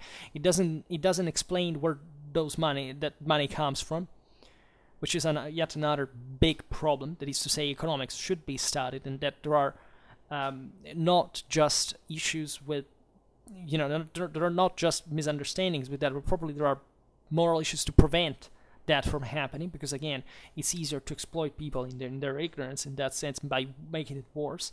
So that's a problem. But I cannot think of any type of possible improvement that in our current situation that will not stem from the study of moral forces in history. That doesn't start from real politics, from real society, and not laboratory experiment mindset that says, okay, work done, then somebody else will think about it. Because in the moment in which you do that, you basically renounce the single most important thing, scientifically speaking, that is to say, effectively, how much you differentiate yourself from a machine, right? There are machines that are going to do that for us. That are already doing it quite quickly, quite well, quite qualitatively. And what we are doing is surrendering to this moral misery of simply saying, okay, ever simpler, ever cheaper, ever without work. And this was pointed out actually brilliantly by the same Weinstein and Hank, because that's exactly the problem, right? That the same narratives that are pushed on the fore now in politics, in this emotionalistic background, are derived from the refusal of work, of hard work, the refusal of living a life by actually being driven by something of that is not that cannot exist as long as you don't educate people. I think that's the greatest challenge that they didn't touch in the interview, right? Because in part they are the best examples of what is of the reason why this is not going to happen. Because they were professors, they were shut out.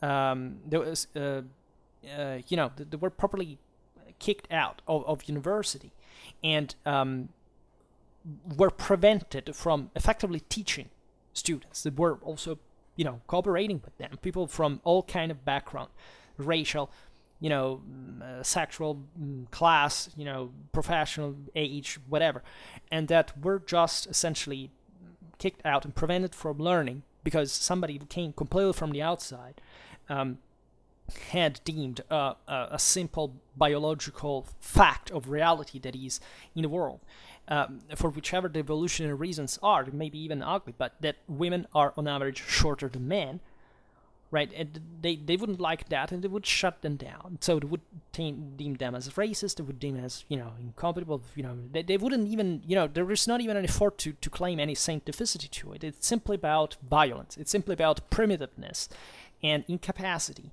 of expression, of articulated thinking, of logical, rational capacity. And I say this because I see it all around. You understand that I come ever more often up with these episodes that occur to me when talking to people, that I realize that people shut down to any form of criticism because they are ever more insecure about themselves and facing reality. We don't teach reality to people anymore. So we cannot solve a human community problem if we don't study the history of human community. Because that's all we have to understand what human communities are. Because the human communities cannot be replicated in a laboratory. They live out there in the world, and all we have to understand that is history, right? So I don't doubt that there are relatively dark times ahead. I don't think they will be so bad as they seem, but there will be an enormous cost paid by society, and things could go worse in as a consequence. That is, what we're seeing now is just the tip of the iceberg, but we have still the capacity to contain it, to create some breaks, some barriers to stamp this, right? And it's just we're living in the eye of the storm of this specific tip of the iceberg, right? And that already troubles a lot. So you can imagine all the rest is yet to come if we don't do anything about that. And again, I don't know the answer, but I think the first thing we when asking these things, we shouldn't ask just we shouldn't have a scientist bias of believing that the answer is science in a scientific sense. The answer is science in a methodological sense. That is to say, any kind of rationale that you can find in every field, in every subject, in every reality, is, if you want, it's improvable. Like you can learn from about how this sets, broadly speaking, in human community and how it works, and therefore improving from, right? It's just the standards are appallingly low, right? And that we haven't instilled this necessity to be always in need for doing more, because the only civilizational improvement has derived from that. And in a moment in which we're shifting by necessity from practical intelligence to theoretical intelligence, obviously practical intelligence before was needed because the needs of community were practical, because people were poor, they died, there were illnesses that couldn't be cured. So people had necessarily were already under that pressure. Today, when we pass to the theoretical thing, The reason is pushing people theoretically, artificially in a sense, right? Civilization, rationality is artificial. We trick ourselves. We oblige our children to go to school. We enforce that because we realized exactly what the important is. We need that mental capacity. We need that mental push. If you leave education, if you leave school just as, I have to do it forcefully, and I don't even see the point of this, and all what life is, just eating, whatever, remain there, glued to your smartphone, whatever, and dying. What's even the point of living? And especially, what's the purpose? What do you think is going to pay for it? That is to say, well, we could do it, right? If you want to live like that, really, providing the amount of calories for a life like that is ridiculously easy for society. The point is, it's just a pointless thing, right? And I frankly don't even want to pay for you to be that lazy. So I should put some pressure on you as well. Because without that, you're just going to stay there and cry for everything that you don't want to hear. And that's stupid, because we all know, we all passed through that. We were all children at some point. Some people are never past that point. Because, again, in fact, they weren't challenged enough, they weren't pressured enough, they weren't educated enough, they weren't disciplined enough, they didn't receive a civilizational example to follow, because they weren't explained the benefits of civilization. We are effectively growing children that do not understand the benefits of civilization anymore. And this happened for the first time in history, because before everybody knew what they really wanted, would have wanted. Today, people do not want it anymore, because the most immediate needs are fundamentally satisfied, and nobody feels the power. They automatically get lazy about it. Human nature is about that, right? And the chaos is there, but it's still yet not visible in ways that we were evolutionarily set for. So we should arrive to the point of developing some theoretical and educational background that helps people to move up independently from what they feel like at the moment. So reality doesn't care about your feelings, and this is probably the single most important moment to start from. It's like with history. You cannot read history or teach history, learn history, whatever, if you think that history should bend to your preconceptions. Most people do that. Most people do not think history, do not reason. They do not know what history is, simply because even in there, they don't understand it's a method. I try to show this method by direct example, which is not just, probably I'm not the best historian in the world to set the example, right? But the idea is that history helps you with that. History provides you with the decisive moral force to always maintain the initiative and to fuel the process, to fuel curiosity, to fuel, the habituation to sort out complex systems, to make you abandon any preconception regarding, the exhaustivity of one, let's say, of one perspective, of one specific factor.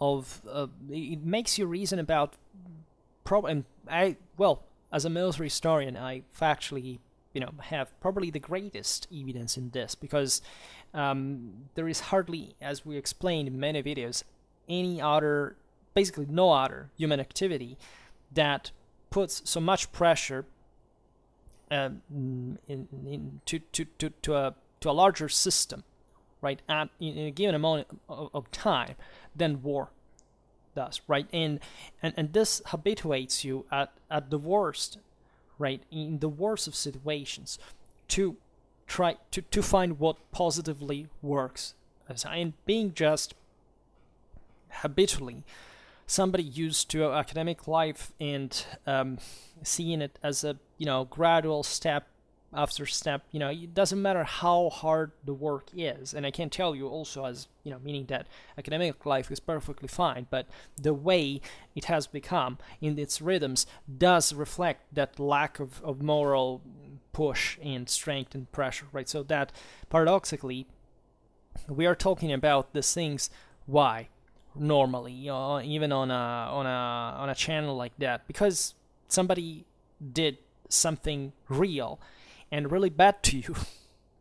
and as much as you were pushed to talk about these things as they are coming on the fore, because they happened, history tells you how these things in a sense have always happened, that there is much worse than that has happened, and that the fact that we're even surprised that such things happen derives from an historical education deficit.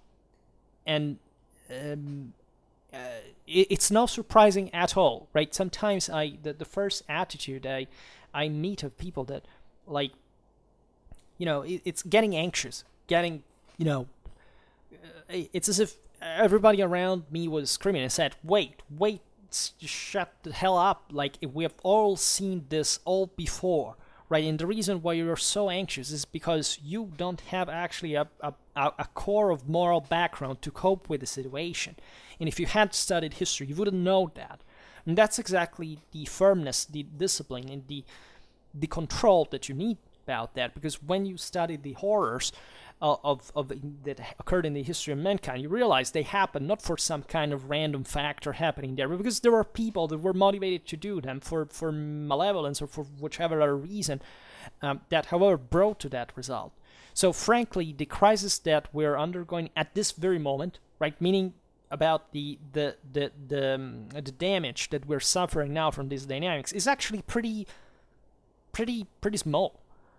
Right, it seems to be viciously functioning at this point, but the fact that we are aware of that and that we're bothered by that is actually a good sign. And I think that we are starting to recognize, in a sense, that there is a problem. Right, I wouldn't like to be, I don't know how much I will be leaving, but if in 10 years or 20 years or 30 years I will be still here. I'm going to still be here. If I will, it doesn't go in English very well. I want to bet that probably things might have gone worse, maybe because now the tip of the iceberg is uncovering the whole thing in the bottom. But actually the awareness of the problem will be there. People will have acquired it. There will have be a backlash. This is actually what also the same Shapiro believes, right? Optimistically, maybe, that says, probably people will stop with saying no. There is, and that I agree with largely with that perspective. Not just because I believe it's scientifically correct, but because I believe that you can't, if you want to make it happen, you cannot non-believe in it, because you are the one who is going to make the difference. And if you're motivated, if you have the upper hand on morally speaking, if you have the initiative, you are the one who's going to fight back, who's going to go on and making that effective thing happening, right? And that's where all it starts. It doesn't start from one number or less. It starts from written on a paper. It starts from how motivated you are, right? And that's what we have to find. And naturally, we have to show people how it is, right? And I do believe, yes, that there is so much that we can't look at the past from, not hoping that it will come back as such, but that simply shows what, in a sense, has always been in the present. That is the human morality and and intelligence and dignity and the reason of human goodness that, after all, has made us going from A to B, improving dramatically our life quality. That, again, didn't happen because science was created for it as an instrument, but what made it happen was our will to make it happen. Never think that society's evolved because there is, again, just a genius that introduces the new tool that makes it work. No, societies improve in their own little, gradual, dysfunctional, apparently way, but they do make that improvement. There is that improvement. We're factually incredibly good learners. and we have all the numbers to surpass crises because we have been molded genetically in evolution exactly for that, because evolution kills beings, right? And so there is no mercy, right? Either you make it or you're done with, and it's not even enough sometimes that what you do was not necessarily going to be enough. So that's why you can't be teleological deterministic about it either.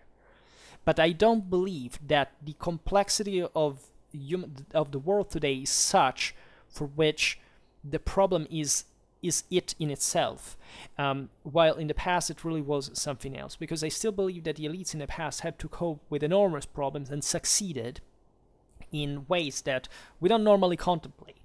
Right, the great century of heresies in the 12th century was an enormous problem. At that point, the whole Christendom, as a civilizational structure to maintain an orderly development from the top, with opportunities for people that most people completely ignore.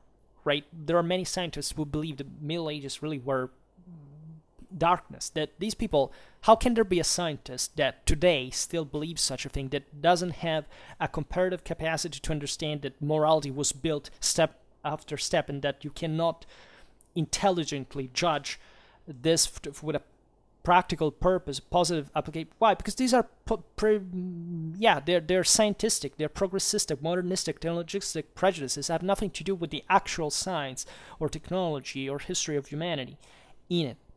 Right, that could unfold into a dramatic fragmentation of the world reality of crashes.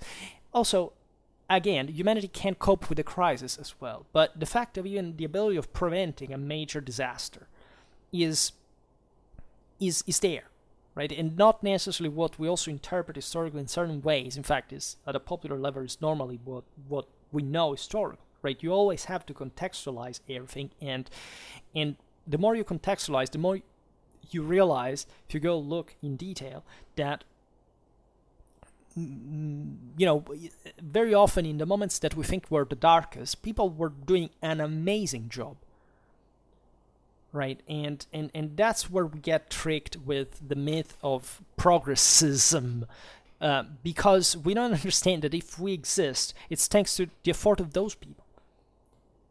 And that's what normally scientific people are not willing to recognize. And that's why there is this denial of history, this denial of tradition, this denial of tradition meant properly of things that, like etymologically speaking, that were passed down as knowledge. That's what tradition really means. It doesn't mean traditionalism equates, discrimination against minorities. It's nothing to do with that, right? So actually, I believe that Shapiro's question was interesting when it pointed out, like, is there anything that wasn't collected from the other side? But I understand that, and it was okay even like that, because what was important to show at that point what a normal scientific background is concerned with. It's about testing, right?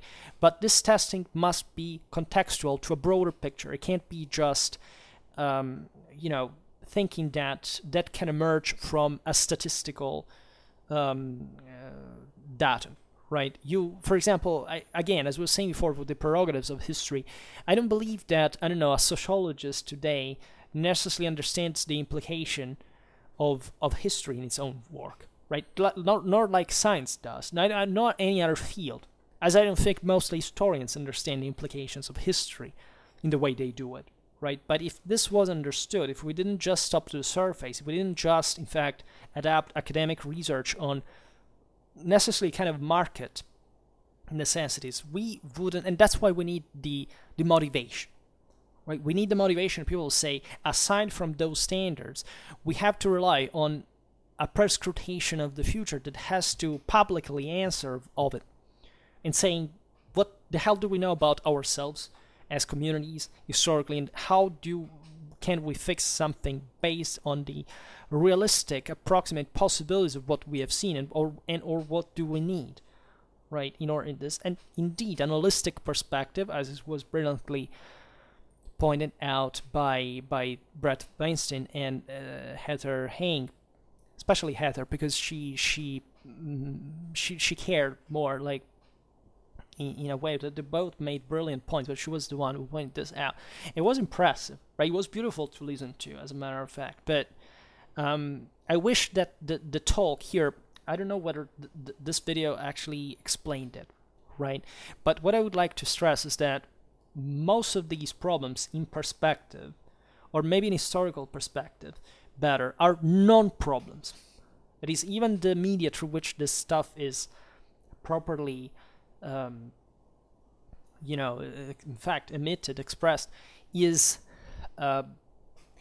naturally has some format, right? Even I don't know what you think about Ben Shapiro. I listen to him because I think he's interesting as a political commentator, right? Even if you may not agree with everything he says. I don't even care about that, frankly, or agreeing or disagreeing with him. It's just, it tells things that happen and comments them, and, based on the actual chunks of the things people say or do or whatever. So you have the whole background, which, investigating that aspect. But it's obvious that it's a conservative channel that has that format that can't go, like, you can't ask, where you're listening Ben Shapiro everything you would like him to answer, because certain things are really much, in fact, more complex than they seem. And even though there may be a good way of looking at the thing, there should be also properly a broader explanation of this political and social phenomenon, right? There isn't just an American conservative perspective to be listened to in order to fix this. It may be interesting, but at the same time, you have to tell in Europe, I personally don't know any person who deals with this topic, right? I mean, with what I'm saying right now, in America, I don't know. I think there is maybe some awakening of this realization, but I see even in there kind of so much conflictuality that it's almost difficult to separate everything that has to do with a broader scientific reflection from any kind of attack, or personal attack. It's a bit like this in Europe as well, but after listening to the U.S. news, I say what, the place where I live is really not that bad after all. Like, there is a level of, if you want, of cohesion, of agreement, and of sense of concrete, I wouldn't say responsibility per se, but the idea that things have to go, it's good that they go in ways that we can discuss, but also not tearing each other apart, and still being reasonable and objective about things that happen. Things are going to change also here, probably, right? But I would say that's maybe a conservative view, of course, to try to preserve, in this sense, that kind of environment. That is to say, to explain at least why it works like that, and observing that normally it's a winning one, right? I wouldn't say that there is any other environment in the world that really works well. I believe that disaster is always next door in most places, and that even those the so-called emerging powers are going to be an enormous source of problems, because rapid growth, very often uncontrolled, often leads to the worst disasters, right?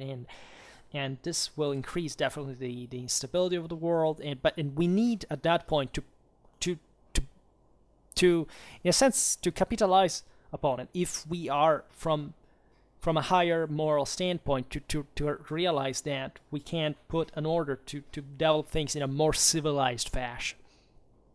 And it's very difficult to maybe be objective about realities that we live within. I believe that, I don't know, for example, I think that the U.S. Political discourse is very self-referential, right? I would like to call much more in, a transatlantic perspective in what we're doing, because we're Westerners and we still share, in spite of differentiation, so much that I think it's criminal not to see the broader perspective, or to properly show each other what we have been in terms of, look at this thinker in the past, or, look at what was happening with. There is so much that we share, that I think that's a strength that's very useful for that shared perspective. In fact, I must say that, as I've often said, and it's kind of here, like half of my audience actually is American. Not just because, of course, it's a large pool of dominatingly English-speaking people, so it's statistically normal for me to for my channel to be watched. In fact, afterwards by British, by Australian people, etc. But it is, I would like to bring in another view that I think it could help. I think I get helped, because I can tell you this: in Europe, we know nothing about what is happening in the United States. Right? We just get this more or less kind of gossip about whether what the next American president is doing, weird, stupid, or maybe allegedly progressive, or still with some degree of strangeness to it, that, and with no background, with no context, with no deep critical thinking about that. So factually, what is happening in the United States now, that if you listen to the news, the media, that it's as if if Americans effectively live in the emotional wake of that, as it is witnessed also by social networks, etc. In Europe, we literally haven't the palest idea of that.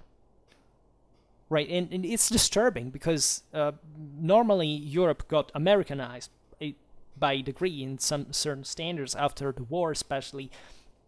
Say what happened in the United States happened some 10 years later, at least in Europe, in the same way. So in a sense, I wouldn't like at all for this thing to happen in Europe at the same time. There are different realities, of course, but you see still kids from many European countries that and beyond that get soaked into these new narratives that, again, are just shouted by media in the US and that echo around the world. And you understand that, of course, those kids have also no satisfactory educational background of any sort, and they get that as a fashion, as a sort of, I want to belong there too, because I want to feel equal, to escape my misery, and not accept that contexts are important to understand.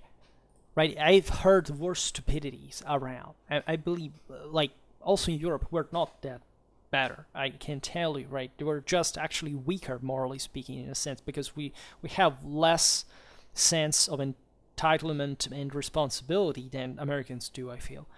And that's actually positive in American society, that lived up to this point to the standards of some civic religion. In Europe, we never quite had this. In Europe, we have sort of statalistic allegiance of some sort, either, of a sort of, of a past that surely wasn't a free one, in a sense. And nationalism, of course, but also, I would say, dominatingly a kind of indifference. It's as if even in there, our own contexts were being forgotten, that, our own backgrounds and histories that is so ancient and, documented and perscrutable and appreciable. And that's why I make videos on that. That's also mostly because I'm a medievalist. Otherwise, I would do it for the rest of the world as well.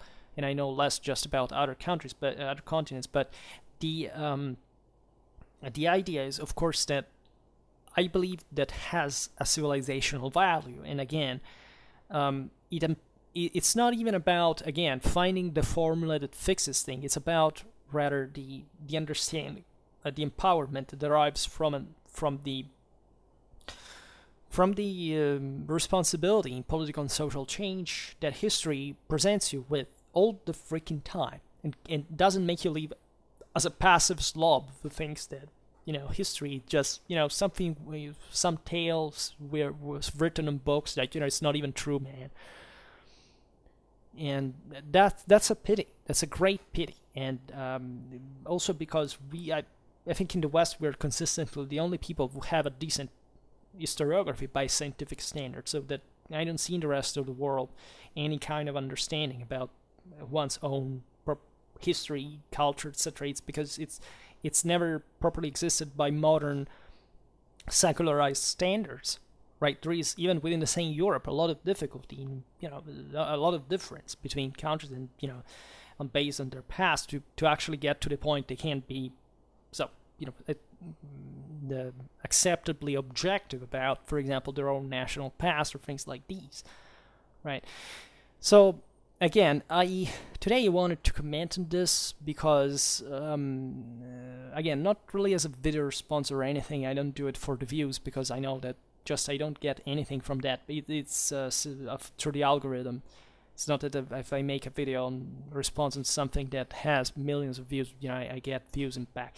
But it's properly because it surprised me to agree so much as a historian with people that have a completely different educational background from mine, that is incidentally one of evolutionary biology, and that I felt as if they were lacking the last additional element that is actually the one that it's needed to drive to go forward, and to not to feel despair, not to feel as if you were losing the initiative, you were giving way to some, you were retreating in a sense. You never, the first thing for any scientist is to never give up like that, right? Even if I'm not saying here that specifically the couple was a defeatistic one, or they had any kind of I appreciated them, as a matter of fact, a lot. It's just that there was this puzzlement of saying, what's going to happen next? Oh my god, I'm scared. Well, that attitude is legitimate. It's normal to have fear, but the next step is always, you should know what to do, because you're the only one who's in charge there, and the only one who can effectively bring that change. And that's what you can't let just let's say hard sciences doing it. You have to have a comprehensive education that in human nature is not just evolutionary biology. It's how eventually this turns in the reality that you live in, as they very harshly learned themselves when they were kicked out of a university for teaching actual biology by scientific standards. And this is a very serious thing. And at that point, again, maybe history or politology or sociology would come to help, as long as also they are, however, satisfactorily studied, researched according to a scientific, method, standard, etc. And that is the great problem today too. So it always starts from the individual that must be able to sacrifice themselves at some level. It's a challenge, and it can't go unnoticed, can't be ignored, right? I know that today it's so easy to say, okay, I make money, I'm fine, I can be entrenched in my own world, the rest, in my own space, let's call it this way, the rest of the world can also decline, but it's going to be a long-term process, I don't care. But I don't think it's profitable. I think that brings you down, in a sense, morally, and it won't make you accomplish really that much. So, yeah, I don't know how this video came out, but I hope to have at least, said something meaningful that can I don't know, because it was so natural to believe it, to say, okay, I need to complete what they said here, that because I felt so much in line with what they said, that I say, why do they miss that piece? And I said, maybe it's because they underestimated